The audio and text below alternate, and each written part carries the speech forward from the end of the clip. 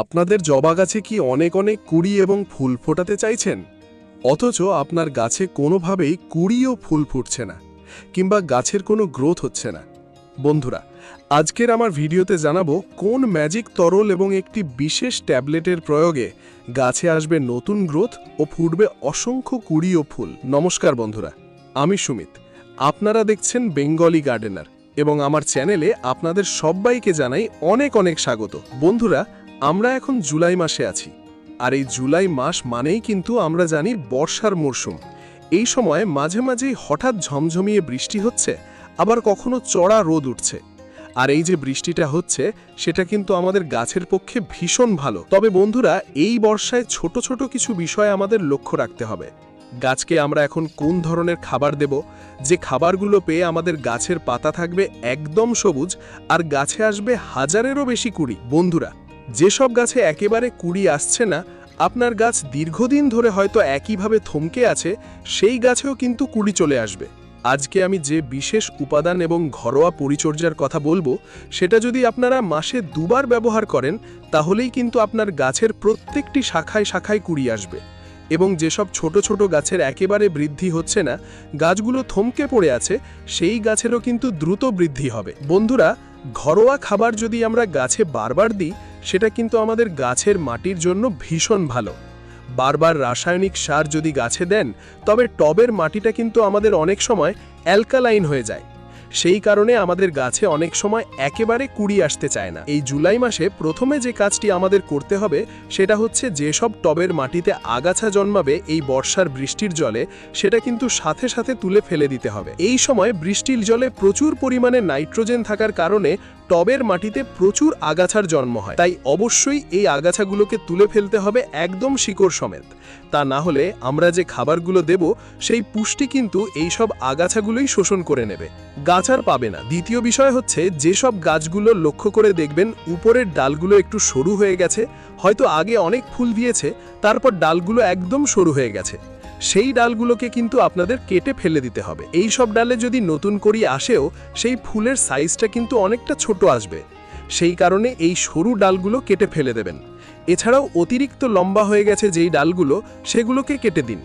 এতে সাইড থেকে প্রচুর ছোট ছোট নতুন শাখা প্রশাখা বার হবে। যখন ফুলটা ফুটবে, সেই ফুলের সাইজটা অনেকটা বড় আসবে এবং গাছও অনেক ঝাঁকড়া হয়ে উঠবে।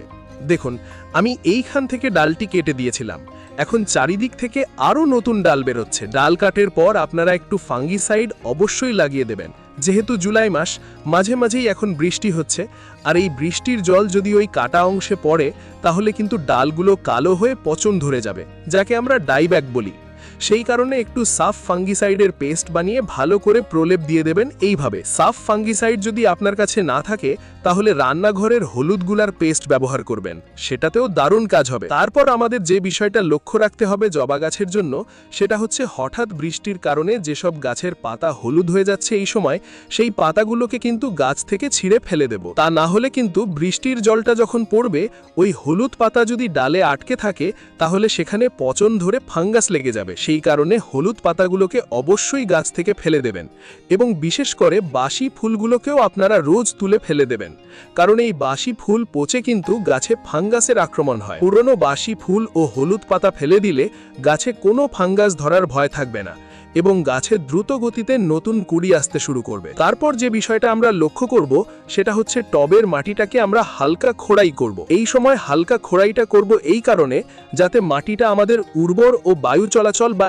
এয়ারেশন ভালো থাকে এবং তার সাথে বর্ষায় যে মাটি অনবরত ভিজে থাকছে, সেটা কিন্তু দ্রুত শুকিয়ে যাবে। অনেক সময় হঠাৎ বৃষ্টি এবং হঠাৎ কড়া রোদের কারণে আমাদের টবের মাটি প্রচণ্ড শক্ত হয়ে যায় এবং গাছ কোনো প্রকার খাবার ও জল ঠিকঠাক শোষণ করতে পারে না। তাই অবশ্যই আমাদের মাসে দুবার মাটিটিকে খুশে দিতে হবে এবং আমাদের জবা গাছের পাতাগুলো একদম সবুজ রাখার জন্য যে খাবারটা দিতে হবে, সেটা হচ্ছে নাইট্রোজেন সমৃদ্ধ খাবার।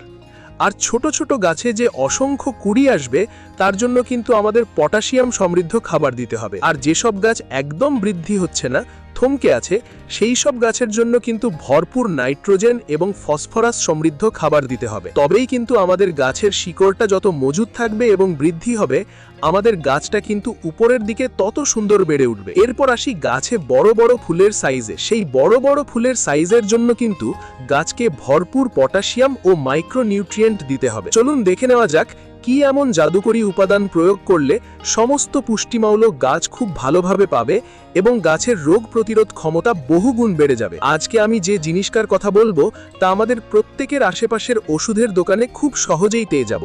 সেটা হলো ডিসপ্রিন ট্যাবলেট। এই একটি ট্যাবলেটের দাম কিন্তু মাত্র 1 টাকা। হ্যাঁ বন্ধুরা, এই ডিসপ্রিন বা অ্যাসপিরিন ট্যাবলেটের মধ্যে থাকে স্যালিসাইলিক অ্যাসিড। এই স্যালিসাইলিক অ্যাসিড গাছের ইমিউনিটি বা রোগ প্রতিরোধ ক্ষমতাকে এতটা বাড়িয়ে দেয় যে গাছ যে কোনো রকমের স্ট্রেস বা ধকল খুব সহজে কাটিয়ে উঠতে পারে। এই জুলাই মাসের অতিরিক্ত বৃষ্টি আর গরমের যে খামখেয়ালি আবহাওয়া, তার হাত থেকে গাছকে রক্ষা করতে এটি দারুণ কাজ করে। এর ব্যবহারে গাছের শিকড় খুব দ্রুত বাড়ে, পাতা একদম চকচকে সবুজ হয় এবং গাছে প্রচুর পরিমাণে কুড়ি আসতে সাহায্য করে। যেসব গাছ দীর্ঘদিন ধরে থমকে আছে, ফুল দিচ্ছে না, তাদের জন্য এই ডিসপ্রিন ট্যাবলেট একটি জাদুর মতো কাজ করে। তবে বন্ধুরা, এই ট্যাবলেট ব্যবহারের সঠিক নিয়ম ও পরিমাপ জানাটা কিন্তু ভীষণ জরুরি। তা না হলে গাছের উপকারের জায়গায় ক্ষতি হতে পারে। আর একটা কথা, এই ট্যাবলেট কিন্তু টবের মাটিতে ডিরেক্ট দেবেন না, অর্থাৎ পুঁতে দেবেন না, কারণ ওভারডোজের কারণে গাছে কিন্তু ক্ষতি হবে। এবার বলবো পরিমাপের কথা। 1 লিটার পরিষ্কার জল আপনারা নেবেন। এখানে আপনারা বৃষ্টির জল নিতে পারেন, তাহলে আরও ভালো হবে। আর তাতে মাত্র একটি 325 mg ডিসপ্রিন ট্যাবলেট দিয়ে দেবেন। ট্যাবলেটটি জলের সংস্পর্শে আসা মাত্রই খুব সুন্দরভাবে গুলে যাবে। এবার এই 1 লিটার তৈরি দ্রবণটি আপনারা আপনাদের গাছের সাইজ অনুযায়ী দেবেন। যদি ছোট টব বা ছোট গাছ হয়, তবে অনুষ্ঠান বাড়িতে ব্যবহৃত প্লাস্টিকের গ্লাসের 1 গ্লাস অর্থাৎ 250 ml করে মেপে টবের মাটিতে দেবেন। আর যদি গাছটি বড় হয় এবং 10 থেকে 12 ইঞ্চির টব হয়, তবে 500 ml বা হাফ লিটার করে প্রত্যেকটি গাছের গোড়ার মাটিতে দিয়ে দেবেন। এই জলটি দেওয়ার সময় মনে রাখবেন, জুলাই মাসে অনবরত বৃষ্টির সময় যখন মাটি একদম কাদা হয়ে থাকবে, তখন কিন্তু এটি দেবেন না। বৃষ্টির পর টবের মাটির উপরিভাগ যখন একটু শুকিয়ে আসবে, তখনই এই ডিসপ্রিন ভেজানো জলটি গাছে প্রয়োগ করবেন। এটি আপনারা মাসে 2 বার অর্থাৎ 15 দিন অন্তর ব্যবহার করতে পারেন। আর যদি দেখেন গাছে একেবারেই গ্রোথ নেই বা কুড়ি আসছে না, তবে 10 দিন অন্তর পর 2 বার ব্যবহার করে দেখতে পারেন, খুব ভালো ফল পাবেন। এই খাবারটা দেওয়ার 7 দিনের পর থেকেই দেখবেন যেসব গাছে আপনার কুড়ি আসছিল না, সেই গাছ দেখবেন নতুন কচি পাতায় আর ভরপুর কুড়িতে ভরে উঠছে। তা আপনারা এই ছোট্ট ছোট্ট টিপসগুলো আর এই ডিসপ্রিন ট্যাবলেটের ম্যাজিক ট্রিকটি মেনে চলুন,